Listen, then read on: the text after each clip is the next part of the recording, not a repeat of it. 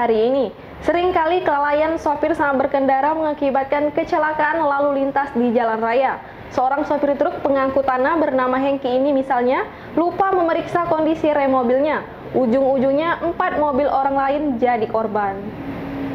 Arus lalu lintas di lampu merah Simpang 4 akses Bandara SMB 2, Jalan Letjen Harun Sohar, Kebun Bunga Sukarami, Palembang. Tepatnya di depan Arena 9, Ahad siang kemarin sempat macet. Diduga rem blong, sebuah truk mengangkut tanah merah terguling usai menabrak kendaraan lain di depannya.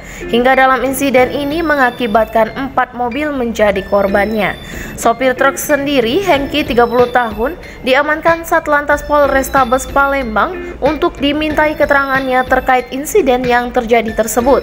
Kanit Laka Polrestabes Palembang, Ibtu Marlina menjelaskan, truk tersebut datang dari arah Musi 2, hendak mengantarkan tanah merah itu ke Jalan Nurdin Panji.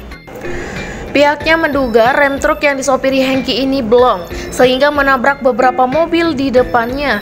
2 mobil yang ditabrak oleh truk ringsek dan tidak bisa lagi dibawa.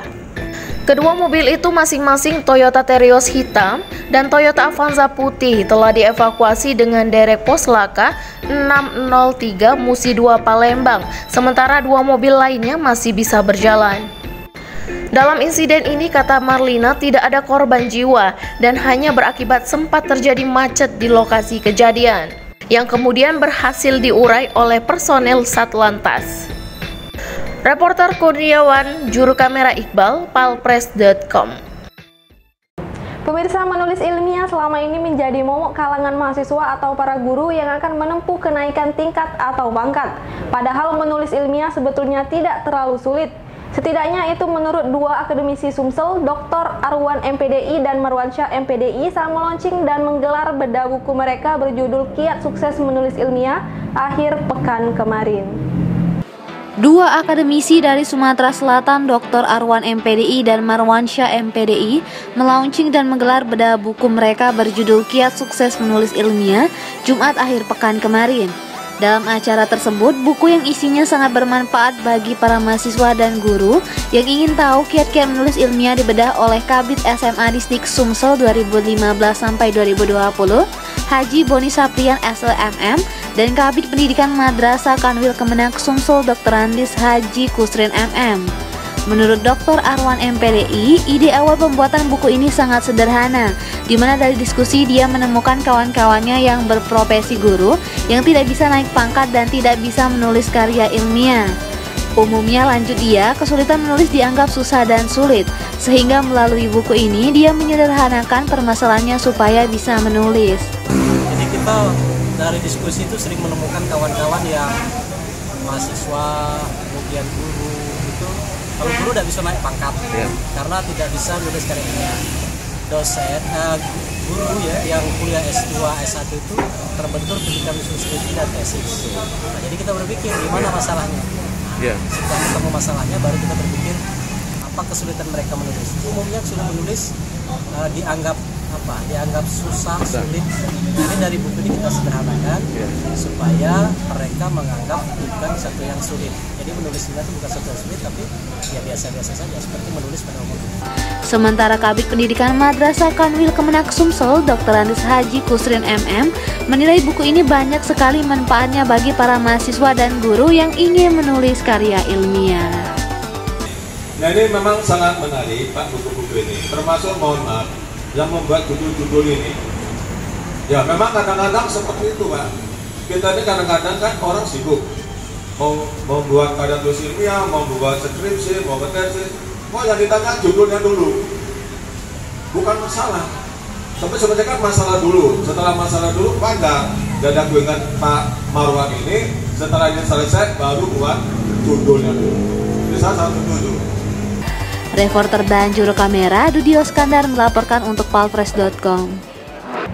Menjadi satu dari 2 desa yang mendapat program sertifikasi tanah gratis pendaftaran tanah sistematis lengkap atau BTSL tahun 2021 di Kabupaten Musirawas Utara, masyarakat desa Beringin Makmur 2 Kecamatan Rawas Ilir antusias mengikuti penyuluhan sosialisasi PTSL berbasis partisipasi masyarakat.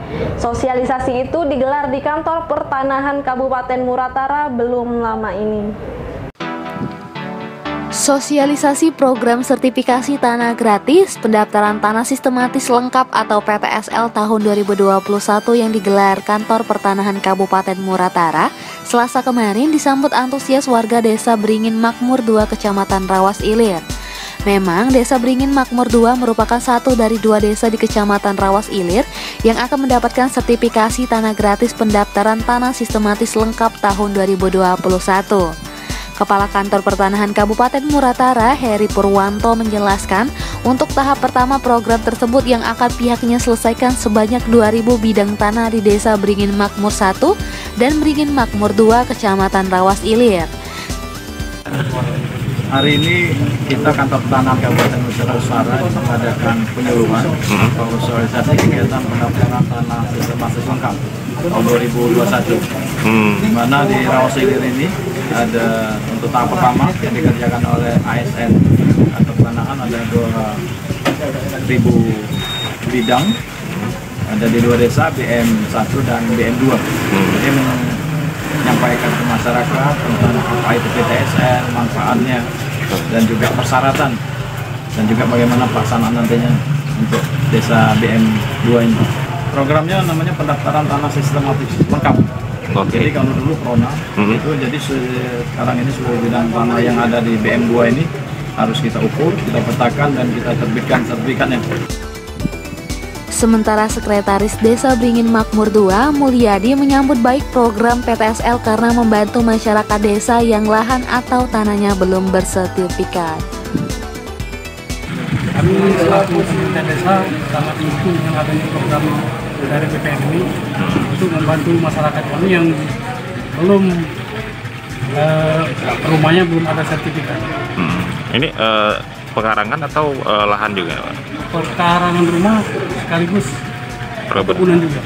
Setelah ini kami akan membentuk tim untuk pendataan warga-warga yang mau diikutsertakan dalam program PTSL. Reporter dan juru kamera Sony Harsono, palfresh.com. Berita terakhir Sumsel 24 jam hari ini. Wabahnya COVID-19 membuat sejumlah sektor usaha terpukul tak terkecuali bisnis barang bekas atau rongsokan milik Harun sejak 1 tahun terakhir. Sejumlah pelaku usaha harus merasakan masa pahit karena mengalami penurunan omset sejak pandemi.